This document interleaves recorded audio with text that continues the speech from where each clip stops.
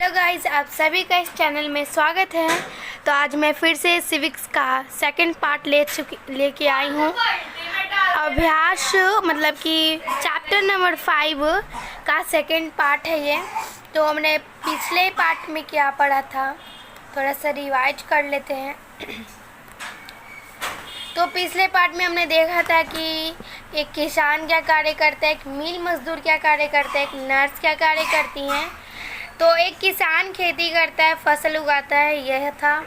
एक मिल मजदूर क्या करते हैं, तो बोरियां उठाता है, मिल की सफाई करता है, झाड़ू लगाता है रोज़ाना। और एक नर्स क्या करती है, एक नर्स करती है डॉक्टरों का मदद और किसी भी चीज़ को अच्छे से व्यवस्थित ढंग से रखती है। मतलब कि मैंने पिछले ही क्लास में बताया था कि ऑपरेशन थिएटर में कैसे सभी चीज़ को एकदम सही जगह पर रखा जाता है। और एक वैज्ञानिक क्या करता है, तो एक वैज्ञानिक आविष्कार करता है किसी चीज़ का, प्रौद्योगिकी का, एआई का। प्रौद्योगिकी यानी इलेक्ट्रॉनिक चीज़ें, जैसे कि मोबाइल का आविष्कार एक वैज्ञानिक ने ही किया है। पायलट क्या करती है, पायलट हवाई जहाज़ को उड़ाती हैं और यात्रियों के निर्देश के अनुसार जगह पर पहुंचाती हैं। एक शिक्षक क्या करती है, तो बच्चों को शिक्षा देती हैं। यह हमने जाना था। और हमने यह भी जाना था कि कौन से कार्य कितने % लोग करते हैं। किसान में महिलाएं कुछ नहीं करती हैं काम, और नर्स में पुरुष नहीं काम करते, तो यह भी हमने जाना। और कम अवसर में कठोर तपस्या जाना था कि कम ही दिनों में हमने कैसे कठोर, मतलब कि हमने नहीं, लोगों ने कैसे कठोर अपेक्षाएं यानी की थी, कठोर तपस्याएं। मतलब कि कम ही दिनों में उन्होंने कैसे पढ़ाई के लिए स्ट्रगल किया था, यह भी हमने जाना था।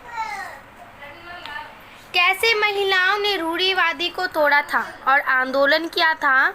पहली इंजन चालक महिला कौन थी, तो पहली इंजन चालक महिला लक्ष्मी लाकड़ा थी। इनके जीवनी को हमने पढ़ा था। और हमने यह भी जाना था कि यह क्या कह रही थी। इन्होंने कहा था कि मुझे चुनौतियों से खेलना पसंद है, और जैसे ही कोई यह कहता है कि फला काम लड़कियों के लिए नहीं है, मैं उसे करके रहती हूँ। लक्ष्मी के जीवन में ऐसा करने के अनेक अवसर हैं। तो हमने एक लक्ष्मी लकार का जीवनी पढ़ा था। और हमने यह भी जाना था कि पहली महिला इंजन चालक लक्ष्मी लकार थी। और हमने अब पढ़ेंगे नेक्स्ट पार्ट में, यानी कि इस वाले पार्ट में, परिवर्तन के लिए सीखना। जैसे कि हमको कुछ परिवर्तन करना है, तो क्या हमें सीखना पड़ेगा। स्कूल जाना आपके जीवन का महत्वपूर्ण हिस्सा है। यहाँ पर बता रहे हैं स्कूल जाना आपके जीवन का महत्वपूर्ण हिस्सा है। हम रोज़ाना स्कूल जाते हैं, जो स्कूल नहीं जाता है उन्हें कैसा फील होता है, तो लगता है कि मैं बहुत ही अलग हूँ, मतलब अजीब टाइप का अपने अंदर ही फील होता है। तो स्कूल जाना एक बहुत ही महत्वपूर्ण हिस्सा है। जैसे जैसे स्कूल में हर साल अधिक संख्या में बच्चे प्रवेश ले रहे हैं, हम सोचने लगे हैं कि सब बच्चे के लिए स्कूल जाना एक साधारण बात है। जैसे जैसे यानी कि हम जैसे जैसे स्कूल में अधिक संख्या में एडमिशन ले रहे हैं बच्चे, वैसे ही हमें लग रहा है कि स्कूल जाना एक साधारण सी बात है। परंतु ऐसा नहीं है। पहले के ज़माने में स्कूल जाना एक साधारण बात नहीं थी। बहुत पहले के ज़माने में लड़कियों को इतना आरक्षण नहीं था कि वह स्कूल जाए। जी नहीं, उसको घर से ही परमिशन नहीं थी कि वह स्कूल जाकर के पढ़ाई करे। सिर्फ लड़के ही ऐसा करते थे। तो यहाँ बताया गया है कि कैसे परिवर्तन के लिए सीखना है। आज हमारे लिए यह कल्पना करना भी कठिन है कि कुछ बच्चों के, मतलब कि हम लोग कल्पना भी नहीं कर सकते कि कुछ बच्चे स्कूल जाने के लिए सोच नहीं सकते। पहुँच की बाहर की बात है के लिए स्कूल जाना और पढ़ना बहुत की बात या अनुचित बात की मानी जा सकती है। यानी कि अभी हम लोग कल्पना तो नहीं कर सकते, क्योंकि आजकल के ज़माने में पढ़ाई एक ऐसा चीज़ हो गया है जिससे हम किसी भी चीज़ का अवसर हमें मिल सकते हैं, अच्छी से अच्छी हम नौकरी पा सकते हैं और अपनी ज़िंदगी को बदल सकते हैं। और ये बात सभी को पता है, तो सभी बच्चे स्कूल जाते हैं, लेकिन हम कल्पना नहीं कर सकते कि कुछ बच्चों के लिए पढ़ना पहुंच से बाहर की बातें, अनुचित बातें मानी जा सकती हैं।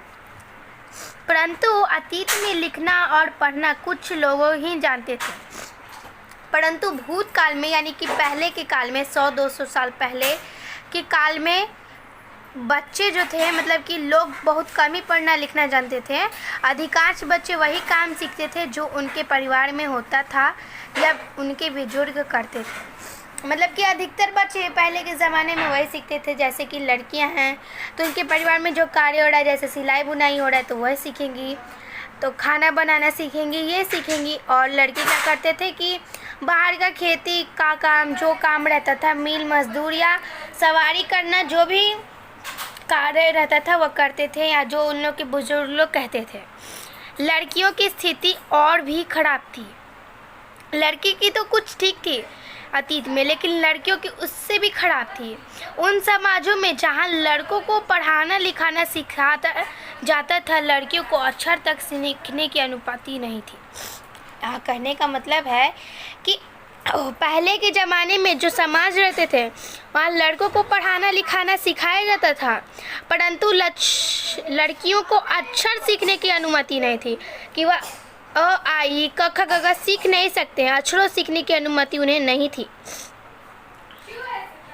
यहाँ तक कि उन परिवारों में भी जहाँ कुम्हारी, बुनकरी, कुम्हार जो होता है, जो मिट्टी का बर्तन बनाते हैं, तो वही स्त्रीलिंग बताया गया। कुम्हारी, बुनकरी यानी जो वस्त्र बुनना, जो वस्त्र बुनती थी, और हस्तकला सिखाती जा सकती है थी।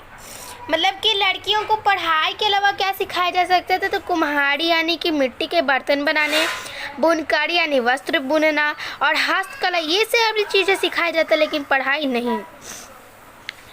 यह धारणा थी कि लड़कियों और औरतों का काम केवल सहायता करने का तक ही सीमित है। मतलब कि पहले माना जाता था कि लड़कियों और औरतों का काम सिर्फ सहायता करना है, पूरा काम उन्हें नहीं करना है। मर्दों के बिना वह काम पूरा नहीं होगा, यह माना वहाँ जाता था। उदाहरण के लिए कुम्हार के व्यवसाय में स्त्रियां मिट्टी एकत्रित करती थी और बर्तन बनाने के लिए उसे तैयार करती थी। चूँकि वे चाक नहीं चलाती थी, इसलिए उन्हें कुम्हार नहीं माना जाता था। मतलब कि सारी चीज़ें वही करेंगी, मिट्टी दूर से 2-3 किलोमीटर उधर से लेकर आएंगी यहाँ पर, और मतलब कि वो चाक चलाना नहीं जानती थी, लेकिन मिट्टी को भी वही तैयार करेंगी। मिट्टी में जो भी चीज़ें डाली जाएंगी वह भी वही तैयार करेंगे, लेकिन उन्हें चाक चलाना नहीं आता, तो उन्हें कुम्हार नहीं माना जाता है। 19वीं शताब्दी में लगभग 200 वर्ष पूर्व शिक्षा के बारे में कई नए विचार ने जन्म लिया। विद्यालय अधिक प्रचलन में आ गई और वे समाज जिन्होंने स्वयं कभी नहीं पढ़ा लिखा नहीं सीखा था, अपने बच्चों को स्कूल भेजने लगे। तब भी लड़कियों की शिक्षा को लेकर बहुत विरोध हुआ। इसके बावजूद बहुत सी स्त्रियों और पुरुषों ने बालिकाओं के लिए स्कूल खोलने के प्रयत्न किए। स्त्रियों ने पढ़ना लिखना सीखने के लिए संघर्ष किया। यहाँ पर बताया गया कि 19वीं सदी में शिक्षा के बारे में कई विचार जन्म लिए, यानी कि उनको बुजुर्ग लोग ने भी सोचा कि शिक्षा ज़रूरी है, लेकिन मतलब कि थोड़ा प्रचलन में, यानी कि थोड़ा रेगुलर में आ गया। जहाँ पहले स्कूल के क्लास में सिर्फ लड़के लोग रहते थे, उसमें अब 2-3 लड़कियाँ आ गई, ऐसे समझ लो। तो प्रचलन में आ गया, थोड़ा प्रचलन में आ गया। लेकिन फिर बच्चों का, लड़कियों का पढ़ना लिखने में विरोध भी किया गया। कुछ बुजुर्गों ने मतलब कि उन पर विरोध भी किया, लेकिन बहुत सी स्त्रियों ने और पुरुषों ने लड़कियों बालिकाओं के लिए स्कूल खोलने का प्रयत्न किया, यानी कि कहें तो संघर्ष किया। स्त्रियों ने भी, यानी कि लड़कियों ने भी पढ़ने लिखने के लिए संघर्ष किया। तो इसमें पुरुषों और स्त्रियों ने तो बालिकाओं के लिए स्कूल खोलने का प्रयत्न किया ही, लेकिन स्त्रियों ने पढ़ने लिखने के लिए भी संघर्ष किया ताकि वह पढ़ सके। आइए हम राम सुंदरी देवी का अनुभव पढ़ें, जो 200 वर्ष पूर्व पश्चिम बंगाल में पैदा हुई थी। 7 वर्ष की अवस्था में उन्होंने बांग्ला भाषा में अपनी आत्मकथा लिखी। यहाँ पर अब हम लोग एक एग्जाम्पल पढ़ने वाले हैं राम सुंदरी देवी का अनुभव, कि उन्होंने किस अनुभव से पढ़ाई की और 7 वर्ष की अवस्था में बांग्लादेश से अपनी आत्मकथा यानी कि अपने बारे में लिखा। अब तो ये सब लिखना कोई चीज़ बड़ी बात नहीं है, ये तो एकदम आमतौर हो गया है, स्कूल जाना यहाँ पर आम हो गया है। अमर जीवन किसी भारतीय महिला द्वारा लिखित पहली आत्मकथा है। राम सुंदरी देवी एक धनवान जमींदार परिवार की गृहिणी थे। राम सुंदरी देवी एक मतलब कि धनवान जमींदार की गृहिणी थी। उस समय लोगों का विश्वास था कि यदि लड़कियां लिखती पढ़ती हैं तो वह पति के लिए दुर्भाग्य है और वह विधवा हो जाती है। उस समय लोग इस चीज़ पर विश्वास करते थे कि अगर लड़की लोग पढ़े लिखेगी तो आगे चल के लड़कों को छोड़ देगी, विधवा हो जाएगी, या लड़कों को मतलब बहुत तरह की अलग अलग चीज़ें सोचते थे कि दुर्भाग्य पैदा करेंगी। अगर वह पढ़ लेंगी, आगे बढ़ जाएंगी, कुछ सीख लेंगी तो अपने पति को मतलब कि कुछ कर सकती हैं, विधवा हो सकती हैं, मतलब कि ऐसा कुछ सोचते थे पहले के लोग। इसके बावजूद उन्होंने अपनी शादी के बहुत समय बाद स्वयं ही छुप छुप कर पढ़ना लिखना सीखा। लेकिन इसके बावजूद भी राम सुंदरी देवी जो थी वह पढ़ना लिखना चाहती थी, इसलिए वह छुप छुपा कर के परिवारों से लिखना पढ़ना सीखा। मैं अत्यंत सवेरे ही काम करना शुरू कर देती और उधर आधी रात हो जाने के बाद भी काम में लगी रहती। कहने का मतलब है कि जो राम सुंदरी देवी थी वह बहुत ही सुबह में उठ जाती काम करने के लिए और आधी रात तक काम करती और बीच में विश्राम नहीं होता, बीच में आराम ना करती थी। उस समय मैं केवल 14 वर्ष की थी। मेरे मन में एक अभिलाषा पनपने लगी। अभिलाषा का मतलब कि मेरे मन में एक चाह पनपने लगी कि मैं पढ़ना सीखूंगी और एक धार्मिक पांडुलिपि पढ़ूंगी। मतलब कि वह चाहती थी, उनके अंदर एक अभिलाषा पनपी कि मैं पढ़ूंगी और एक धार्मिक पांडुलिपि को पढ़ूंगी। यह वह चाहती थी, उनका यह एक तरह से सपना था। मैं अभागी थी, मतलब कि वो अपने आप को अभागी समझती थी कि वह पढ़ लिख नहीं सकती। उन दिनों स्त्रियों को नहीं पढ़ाया जाता था, उस समय स्त्रियों को पढ़ाना नहीं जाता था, अनुमति नहीं थी। बाद में मैं स्वयं ही अपने विचारों का विरोध करने लगी। मतलब कि अगर मेरा कोई सपोर्ट नहीं करेगा, मेरा साथ नहीं देगा तो मुझे लगा कि मैं ही गलत हूँ। तो मैं इसमें वही कह रही है कि मेरा अनुभव है कि बाद में मैं अपने विचारों को विरोध करने लगी कि ये सब गलत है। जब कोई चाहता ही नहीं तो मैं क्या चाहती हूँ, ये तो गलत ही ना होगा, ऐसा वह सोचती थी। मुझे क्या हो गया है, वह बोल रही है, मुझे क्या हो गया, स्त्रियां पढ़ती नहीं है फिर भी मैं कैसे पढ़ूंगी। मुझे एक शौपन आया, मतलब कि एक दिमाग आया, आइडिया आया कि मैं चैतन्य भगवान पढ़ रही थी। मतलब कि वह चैतन्य भगवान पढ़ रही थी। तो यहाँ पर बताया गया कि वहाँ पर तो पढ़ने की अनुमति नहीं थी, तो यह छुप छुपा करके पढ़ रही थी।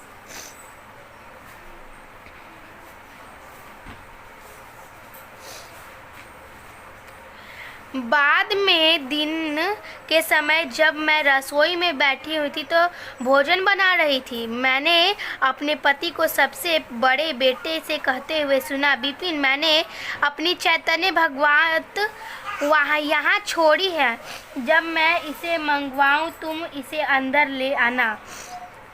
वे पुस्तक वहीं छोड़कर चले गए।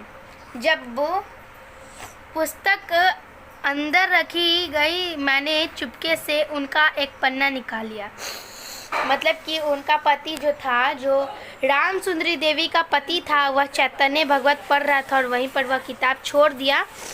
तो जो राम सुंदरी थी वह चुपके से उस किताब से एक पन्ना ले ली, यानी कि फाड़ करके निकाल ली, और जब मौका मिलता मैं आती उन पन्ने के अक्षरों का मिलान अपने याद किए गए अक्षरों से करती। मतलब कि वह पन्ना तो फाड़ करके सावधानी से छुपा ली। उसे छुपाना भी एक बहुत बड़ा ही काम था, उसे छुपाना एक बहुत बड़ा काम था। और मेरा सबसे बड़ा बेटा यहाँ पर कहने का मतलब है कि जो रामसुंदरी देवी थी वह अपने पति जो चैतन्य भगवत पढ़ता था उससे एक पन्ना फाड़ ली चैतन्य भगवत से और उसे बहुत ही सावधानी पूर्वक छुपा दिया। और उसको छिपाना भी एक बहुत ही बड़ा डिफ़िकल्ट काम था, क्योंकि अगर वह कोई भी व्यक्ति उसके हाथ में देख ले तो बहुत बड़ा हंगामा हो जाता। तो उसके बाद मेरा बड़ा बेटा उस समय ताड़ के पत्तों पर लिखकर अक्षर बनाने का अभ्यास करता था। पहले के ज़माने में पन्ना नहीं था तो ताड़ के पत्तों पर ही लिख कर के अभ्यास कर रहा था उसका बेटा। किस चीज़ का? तो अक्षरों का। जब मौका मिलता मैं जाती और उन पन्नों के अक्षरों का मिलान अपनी याद किए गए अक्षरों से करती। मैंने उन शब्दों का भी मिलान करने की कोशिश की जो मैं दिन भर सुनती रहती थी। अत्यधिक जतन और कोशिश के बाद एक लंबे समय के बाद मैं पढ़ना सीख गई। बहुत ज़्यादा ही संघर्ष करने के बाद वह पढ़ना सीख गई, अक्षरों को पहचानना सीख गई। रामसुंदरी देवी के अक्षर ज्ञान ने उन्हें चैतन्य भगवत पढ़ने का अवसर दिया। स्वयं रामसुंदरी देवी ने जब अक्षर ज्ञान कर लिए तो उन्हें किस चीज़ का अवसर मिला था? तो चैतन्य भगवत पढ़ने का अवसर मिला था। स्वयं अपने लेखन से उन्होंने संसार को उस समय की स्त्रियों के जीवन के बारे में जानने का एक अवसर दिया। अपने ही लेखन से उन्होंने संसार को उस समय स्त्रियों के जीवन के बारे में एक अवसर दिया जानने का। स्त्रियों के जीवन के बारे में जानने का अवसर दिया किसे? तो किसी लोगों को। ऐसे भी दिन होते हैं जब उन्हें दिन भर में क्षण भर का भी विश्राम नहीं मिलता, इतना समय भी नहीं कि वे जरा बैठकर कुछ खा ही ले। यह वह अपना अनुभव बता रही थी कि वह किस अनुभव से पढ़ाई की। रामसुंदरी देवी पहले के ज़माने में पढ़ने का जो संघर्ष था वो बहुत ही कठिन था। पहले के लोग बहुत ही संघर्ष के बाद ही पढ़ाई करते थे। लड़कों को तो बहुत ज़्यादा ही छूट थी पर लड़कियों को अनुमति नहीं थी पढ़ाई के लिए। तो बहुत ही जतनों के बाद लड़कियां पढ़ाई करती थी, बहुत ज़्यादा ही संघर्ष के बाद, और वो भी छुप छुपा करके। और नेक्स्ट पार्ट में हम लोग जानने वाले हैं ये रुकैया सखावत हुसैन और लेडी लैंड का उनका सपना। ये हम पढ़ेंगे, एक और जीवनी पढ़ेंगे किसी औरत के बारे में। और नेक्स्ट पार्ट में हम लोग ये भी जानेंगे कि वर्तमान समय में शिक्षा और विद्यालय कैसे मिले, यह भी हम लोग जानेंगे। अगर वीडियो अच्छा लगा हो तो लाइक करें, सब्सक्राइब करें, शेयर करें। Thanks for watching.